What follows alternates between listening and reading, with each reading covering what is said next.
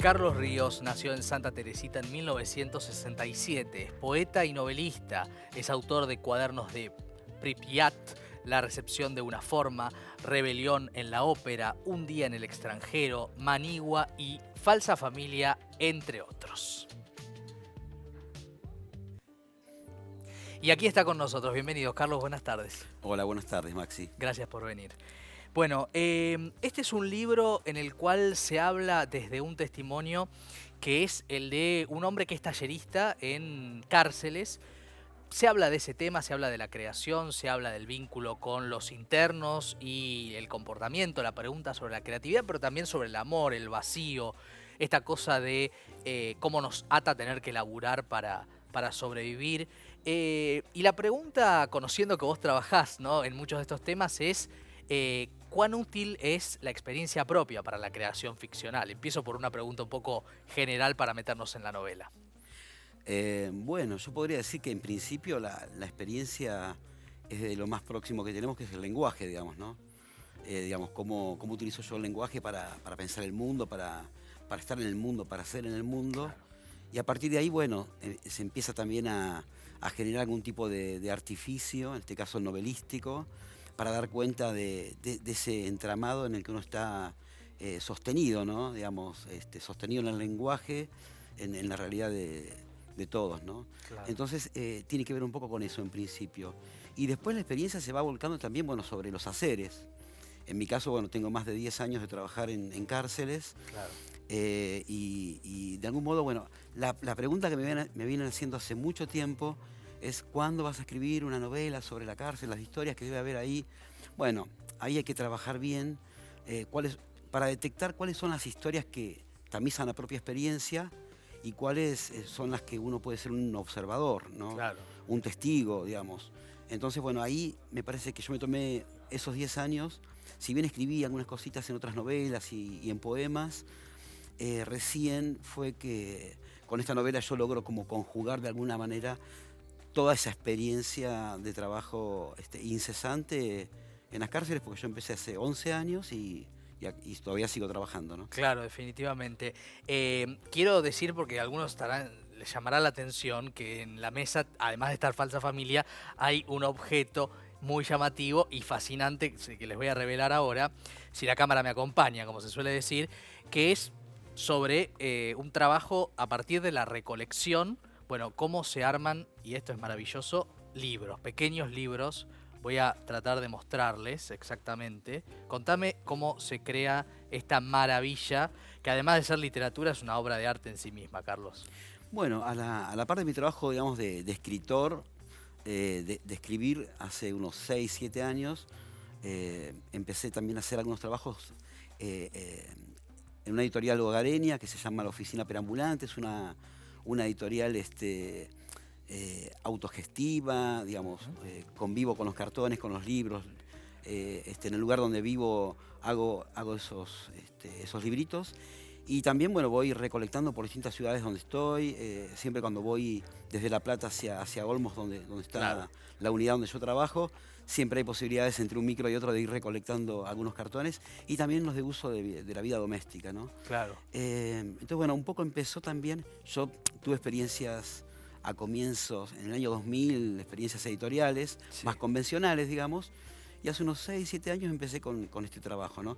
De ir reciclando materiales, de generar circuitos de lectura que antes no estaban en ningún lado, ¿no? Claro. Un poco Claro. también en la cárcel, pero también por fuera, libros de bajo costo, que uno puede regalar, que uno puede armar, que uno puede enseñar también a que se hagan, ¿no? Claro, a que circulen, porque muchas veces cuando hablamos de los libros, hablamos de libros inaccesibles, cuando uno piensa a veces en las grandes editoriales, los precios de tapa, y ahí también está un debate que está en la novela, ¿no? Y está en todo lo que vos reflexionás y vivís seguramente todos los días, que tiene que ver con cómo democratizar el acceso, ¿no? Cómo hacer que todos puedan llegar, incluso detrás de las rejas, ¿no?, a contenidos y bueno, a modificar la mentalidad que todos los seres humanos necesitamos modificar para evolucionar, en definitiva, ¿no? Sí, sí, está muy bien lo que decís, es un trabajo compartido, ¿no? Yo en los talleres que doy con un compañero también, con Francisco, que es mi compañero tallerista. Ujú. Desde hace años estamos trabajando y con nuestros alumnos también, ahí involucramos todo, ¿no? En el taller es como una pequeña usina cultural donde se escribe, donde se hacen máscaras, Claro. donde se hacen libros, donde se aprende también encuadernación. La idea es, como en los libros antiguos, viste, que se dibujaban, se escribían y el mismo autor o autora Claro. intervenía en todo el proceso, ¿no? Hay una frase que me anoté cuando leía que dice, la reja te come. Es una frase muy Sí, fuerte, ¿no? Eh, y, y hay una cosa muy contenida, ¿no? Del padecimiento, de la marginación respecto de que independientemente de la cuestión de la condena, esas personas también están atravesando procesos complejos, ¿no? De lo que significa su existencia, desde a veces las condiciones por las cuales llegaron al lugar donde están. Digo, para pensar esto saliendo de los estigmas y sin menospreciar ningún delito, esto desde ya. Pero digo, también hay algo muy interesante que vos marcás ahí, que me parece muy interesante y muy valioso, que es esa creación que cuesta, pero que existe, esa creatividad que a veces es una frase, ¿no? De esos incluso en el principio de la novela, ¿no? Una frase, pero una frase que dice mucho a veces que largos libros, ¿no? sí, sí. Sí, bueno, lo de la reja te come Frase interna, ¿no? De y ahí. es una frase que me dijo una maestra cuando yo empecé a trabajar en la unidad 24 en Florencio Varela hace más de una década. Y me advirtió, me dijo, ojo que la reja te come, no te quedes demasiado trabajando en la cárcel. Y bueno, ya estoy hace más de una década y sigo ahí, ¿no? Y es cierto que lo que decís, a ver, de las frases, ¿no? Una frase pequeña abre un mundo. Entonces, Claro. eh, y en la escritura de las personas privadas de su libertad están llenas de frases intensísimas, de verdades que uno va tomando y que, bueno, la novela de algún modo también va recuperando, y que son esas frases que realmente Te choquean, es como un impacto físico, ¿no? totalmente, bueno, la novela yo creo que todavía estoy cerca y siento el impacto físico de haberla escrito y el hecho de seguir trabajando, de Claro. estar yendo continuamente a la unidad 1 de Lisandro Olmos, bueno, a mí también me sitúa, son las palabras que, como bien decís, están pegadas al cuerpo, adheridas al cuerpo, ¿no? Claro, es muy interesante todo lo que vos narrás, incluso las sutilezas que hay, ¿no? Ese clima, cómo se transmite el clima, contado desde alguien que de verdad lo conoce y sin estas maneras tan discutibles que a veces las ficciones audiovisuales, las series, no es que uno esté en contra del marginal, pero bueno, en definitiva, ¿no? Muestran de una manera que es de una sola, ¿no? Sí, sí, ahí es interesante lo que decís, porque ahí lo interesante es no tematizar, ¿no? No decir, bueno, tema la cárcel, bueno, entonces yo Claro. empiezo a opinar. A mí no me interesa tanto opinar o decir qué habría que hacer. Bueno, yo doy un taller literario y además, bueno, hay personas competentes que tienen que dedicarse a mejorar la vida de los Claro, internos, ¿no? Y eso no claro. me corresponde a mí. Pero hay un Pe- retrato muy claro en el libro. Exactamente, sí. Entonces yo digo, bueno, ya está la condena, digamos, ya está el encierro, entonces no hay que seguir sumándole cárceles a la cárcel, ¿no?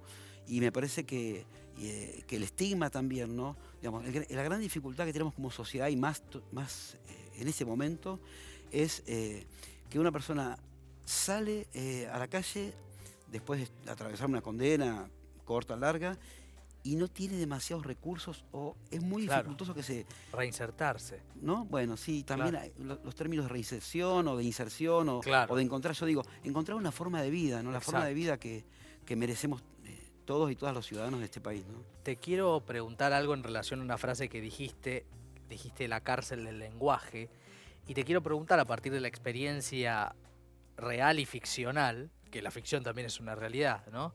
En algún punto, ¿cómo se sale de la cárcel del lenguaje? ¿Es una respuesta que tenés? Bueno, más que respuestas son las prácticas, ¿no? Las que van de algún modo mostrando que es posible ir saliendo, ¿no?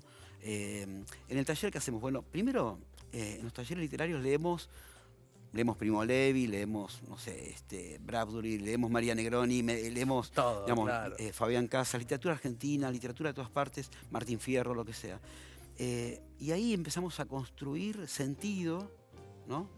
Y hacer algunos recorridos que permiten ir encontrando algunas palabras que pueden referenciar tanto de la historia de cada individuo, pero también de posibilidades, ¿no? Esas Claro. palabras que empiezan a armar un pequeño porvenir y empiezan a cambiar un poco el sentido, ¿no? Como decía Ricardo Piglia, si no podemos cambiar la realidad, cambiemos de conversación, ¿no? Que también es un poco empezar a correr el eje de algunas cuestiones. Y ahí uno empieza a detectar que hay cambios, ¿no? Cuando los alumnos empiezan a decir, la familia cuando los visita empieza a detectar que están hablando de manera diferente, que utilizan otros términos, otras palabras, y a veces con agrado, a veces con sorpresa, a veces con tiernos reproches, van marcando también de que eso está funcionando. Definitivamente. Un placer haberte recibido. Muchísimas gracias. Bueno, gracias a vos. Bien, y de Carlos Ríos a